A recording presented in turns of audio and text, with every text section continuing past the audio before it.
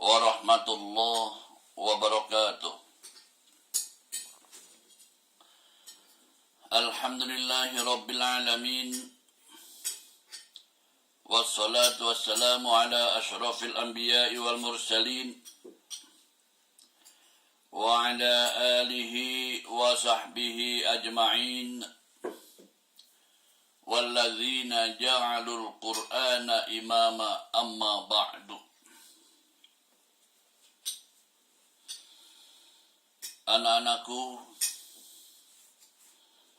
putra-putri, minando dan cucu-cucu Buya,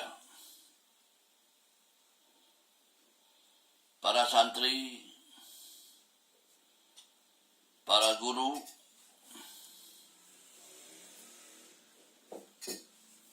jamaah bimbingan KBH Baitur Rahman, dan jamaah bimbingan umroh Bastur, dan kaum muslimin muslimat yang dimuliakan Allah Subhanahu wa taala.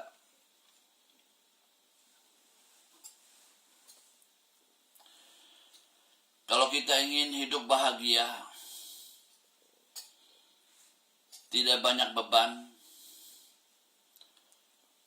walaupun ada beban hidup, tapi beban itu bisa diatasi oleh diri kita sendiri, itu berarti bukan beban, tetapi seni hidup.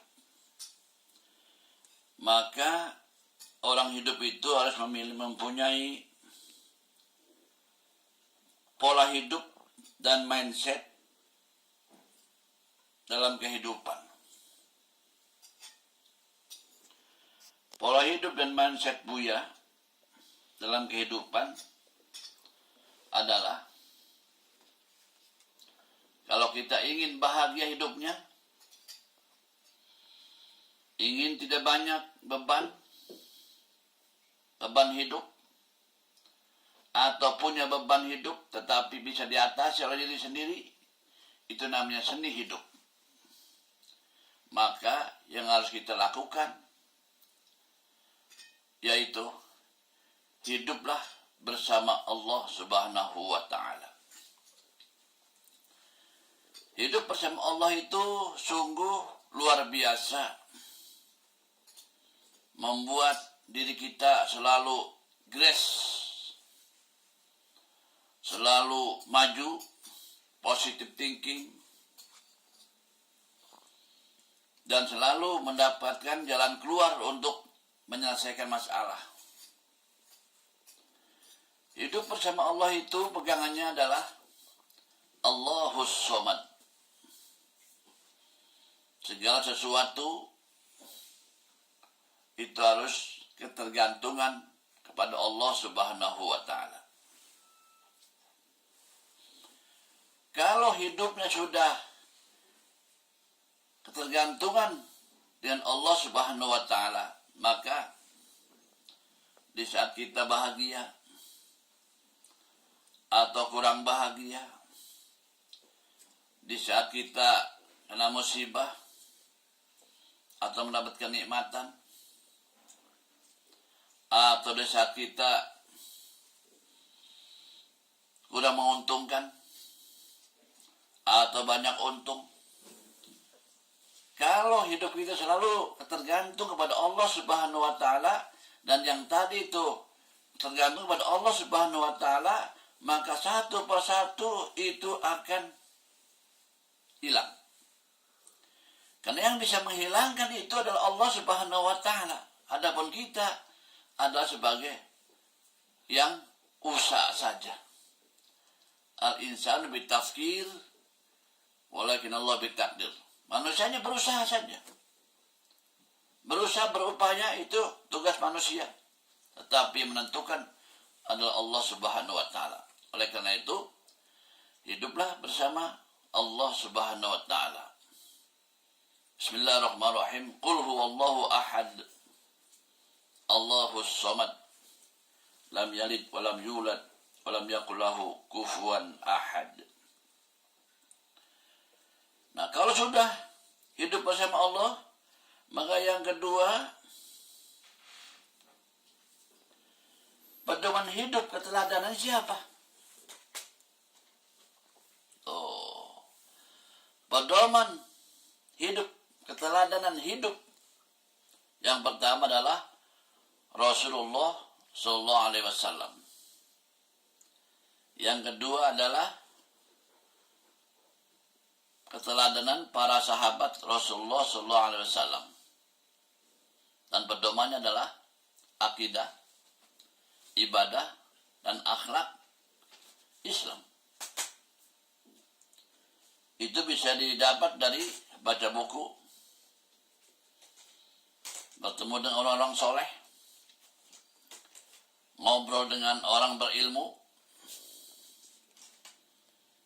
dan bergaul dengan orang-orang yang positive thinking. Maka insya Allah keteladanan Rasulullah, keteladanan para sahabat, dan pegangannya akidah, ibadah, dan akhlak Islam itu akan tercapai. Nah, baru yang ketiganya punya pegangan landasan hidup dan kehidupan dalam masyarakat. Apa pegangannya? Apa landasannya dalam kita memegang agama Islam ini? Pertama, landasannya adalah dalil-dalil dari Al-Quran dan Al-Hadis.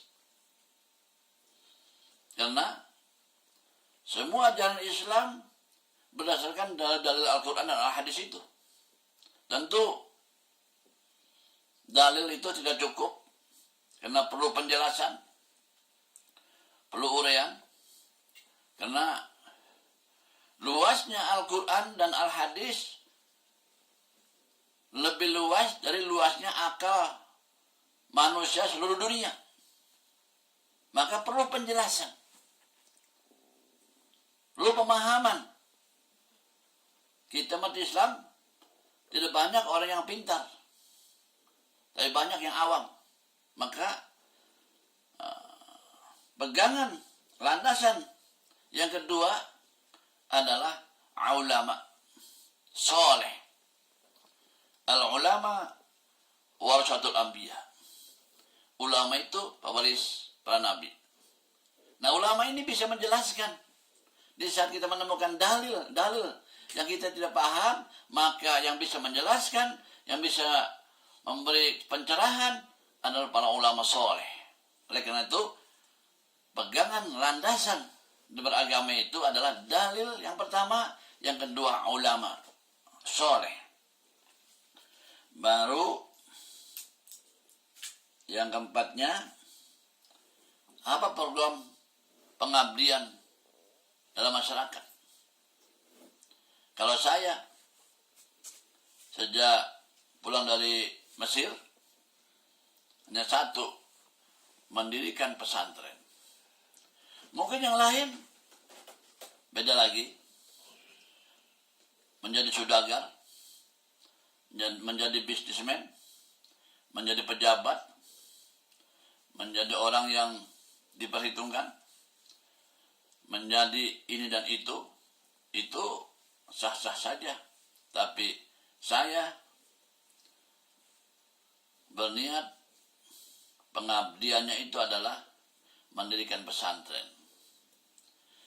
Maka saya membuat program pendirian dan pengembangan pesantren yang disebut Pesantren Modern Baitur Rahman.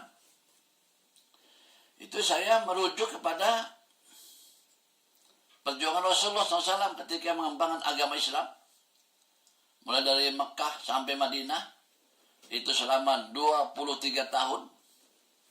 Dan saya buat mulai tahun 1989, saya buat Repelita, rencana pembangunan 5 tahun. Tahap pertama 5 tahun, kedua 5 tahun, ketiga 5 tahun, keempat 5 tahun, kelima 5 tahun, sampai 2013. Jadi umur saya saat itu menjadi 63. seperti umur Rasulullah SAW. Setelah umur 63 ke atas, mungkin banyak kelemahan, ketidakproduktifan dalam membangun, maka program Rasulullah SAW saya buat. Dan bagaimana cara bekerjanya? Maka saya mengambil Al-Quran, فَإِذَا فَرُغْتَ فَانْصَبْ وَإِلَى رَبِّكَ فَارْغَب. Yaitu bertahap, apabila selesai ini, sesuai kemampuan, maka pindah tempat yang lain. Kemudian setelah itu serahkan kepada Allah Subhanahu wa Ta'ala. Dan alhamdulillah, program pengabdian itu saya mulai mendirikan pesantren Modern Baitur Rahman tahun 1989 sampai 2013 sudah tercapai sesuai apa yang diinginkan. Kemudian diteruskan oleh anak-anak saya.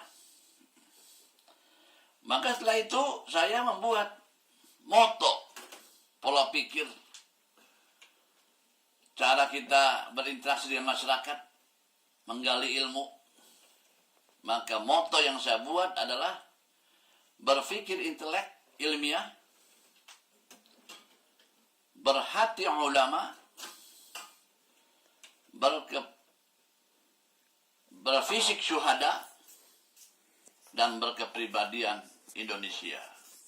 Itu moto yang saya buat, sehingga untuk tolok ukur kita pengabdian, berjuang, ada yang dipegang. Maka setelah itu saya berpikir, siapa yang akan melanjutkan perjuangan saya ini? Maka tentu anak-anak saya, cucu-cucu saya, para santri, dan jamaah haji dan umroh. Maka saya buat tausiah pada mereka, agar supaya mereka tidak salah jalan. Maka tausiah ini saya tujukan untuk putra-putri saya, menantu dan anak cucu saya, para santri, para guru, para ustadz, para pimpinan, karyawan, dan kaum muslimin muslimat, serta jamaah KBH Baitur Rahman dan jamaah bimbingan Bastur, jamaah umroh. Maka saya buat tausiah itu 9 tausiah, yaitu, wahai hamba-hamba Allah, camkanlah tausiah ini. 1. Hendaknya berjiwa besar dalam menghadapi hidup dan kehidupan.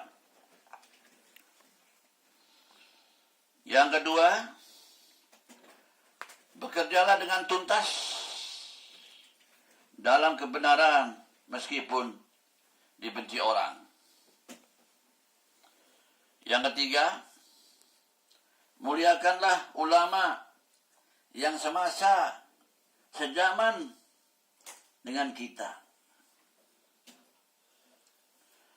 Yang keempat, berusahalah menyayangi orang yang membencimu. Yang kelima, jangan menyalahkan faham atau ajaran orang lain. Tausiah ketujuh, tausiah keenam, hormatilah orang yang ilmunya lebih tinggi dan sayangilah orang yang di bawah kita. Muliakanlah orang yang lebih tua dan hargailah yang lebih muda. Kemudian tausiah yang ketujuh,